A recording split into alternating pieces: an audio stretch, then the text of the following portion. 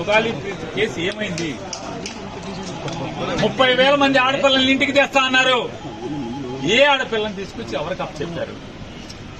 ఎన్నికల ముందు మాట్లాడారు కదా, జగన్మోహన్ రెడ్డి గారి ప్రభుత్వంలో 30,000 మంది ఆడపిల్లలు మిస్ అయిపోయారని. నేను వస్తే వాళ్ళందరినీ ఇంటికి తీసుకొస్తానని 100 రోజులైన దాటినా కూడా మీకు ఆడపిల్లలు మీ దృష్టి కలగట్లేదా? ఆ రోజు మాటలు కనపడతలేదా?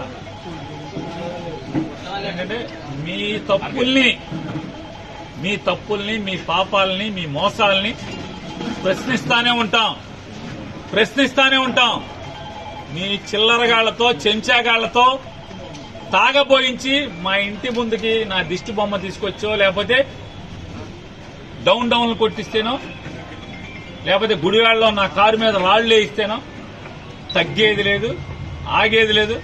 పవన్ కళ్యాణ్ గారికి గట్టి నీ చేతన అయితే, చిత్తశుద్ధి ఉంటే, నికార్సైన రాజకీయ నాయకుడు అయితే మంచిగా పరిపాలన చేయి. ప్రజలకు ఇచ్చిన మాటలు ఏమిచ్చారో ఆ మాటలు నిలబెట్టుకోండి, హామీలు నిలబెట్టండి, స్టీల్ ప్లాంట్ ని కాపాడండి, రైల్వే జోన్ తీసుకురండి, ఇట్లాంటి బోళ్ళని చేయండి. ఎన్నికల్లో బోళ్ళని హామీలు ఇచ్చారు. ఊరూరికి, మా ఊరికి కూడా ఇచ్చారు. బందర్ పోర్టు అమ్మకానికి పెట్టారని చెప్పి ఊరు వాడ అల్లరల్ల మోతకే ఉంది. బందర్ పోర్టు తప్పబడిపోయింది, పని చేయట్లా, పని జరగట్లా, దాన్ని అమ్మకానికి పెట్టారు. కానీ పాపాలాపి మెడికల్ కాలేజీ జగన్మోహన్ రెడ్డి గారు ఆ కాలేజీకి అయ్యే ఖర్చు ప్రభుత్వం మీద భారం పడకుండా ఉంటాకి సుమారుగా 150 సీట్లలో 20 సీట్లు, అది కూడా ఎంసెట్ ద్వారా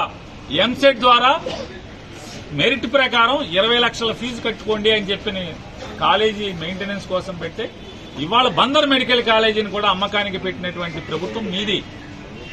అంటే ఒక ప్రభుత్వ మెడికల్ కాలేజీని ప్రైవేట్ వాళ్ళకి అమ్మకానికి పెట్టి ఆ రోజు జగన్ గారు 20 లక్షల ఫీజు కట్టండి అంటే మీరు అంటే ఆ రోజు ఆక్షేపణగా మాట్లాడిన మీరు ఇవాళ 150 సీట్లలో 75 సీట్లు అమ్మకానికి పెట్టి, అంటే 2 కోట్లకి 3 కోట్లకి అమ్మకానికి పెట్టేలాగా ఒక ప్రైవేటు వ్యక్తులకి కాలేజీని బేరం పెట్టినటువంటి మీ ప్రభుత్వం. వాటిని సరిదిద్దండి, అట్లాంటి తప్పులు సరిదిద్దుకోండి.